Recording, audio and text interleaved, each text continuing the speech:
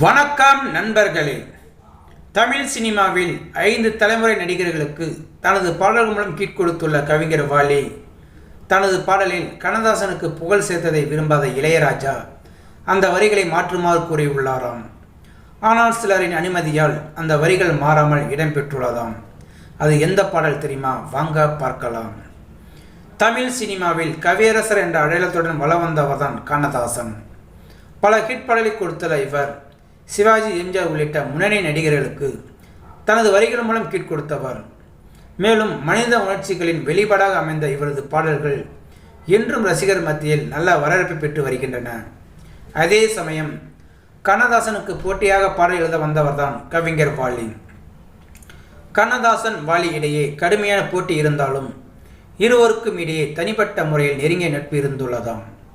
ஒரு கட்டத்தில் வாலியை தனது வாரிசாகவே அறிவித்திருந்தாராம் கண்ணதாசன். அதேபோல் கண்ணதாசனை அரசவை கவிஞராக எம்ஜிஆர் அறிவித்த போது முதலாளாக அதற்கு மகிழ்ச்சி தெரிவித்து எம்ஜிஆர் முடிவுக்கு மகிழ்ச்சியில் ஆழ்ந்தவர் தான் கவிஞர் வாலி. இப்படி இவர்களுக்கு இடையே நெருக்கமான நட்பு இருந்துள்ளதாம். கவிஞர் வாலி தனக்கு வாய்ப்பு கிடைக்கும் போது கண்ணதாசனை தனது பாடல்களில் புகழ்ந்துள்ளாராம். அந்த வகையில் கடந்த 1983ஆம் ஆண்டு பிரபு நடிப்பில் வெளியான படம்தான் சூரக்கோட்டை சிங்கக்குட்டி. பிரபு, சிலுக், சுமிதா இணைந்து நடித்த இந்த படத்தை ராமநாராயணன் இயக்கியிருந்தாராம். ஏவிய நிறுவனம் இந்த படத்தை பிரம்மாண்டமாக தயாரித்திருந்த நிலையில் இளையராஜா இசையமைக்க அனைத்து பாடல்களையும் கவிஞர் வாலி எழுதியிருந்தாராம். இதில் ஒரு பாடலில் காளிதாசன் கண்ணதாசன் கவிதை நீ நெருங்கி வா படிக்கலாம் ரசிக்கலாம், காளிதாசன் கண்ணதாசன் கவிதை நீ நெருங்கி வா படிக்கலாம் ரசிக்கலாம்,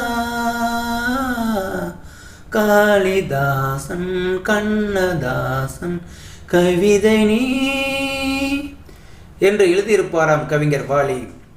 இந்த பாடலை பார்த்த இளையராஜா அது ஏன் ஒரு நபரின் பெயரை குறிப்பிடும்படி ஒரு பாடல், இது வேண்டாம் என்று இளையராஜா கூறியுள்ளாராம்.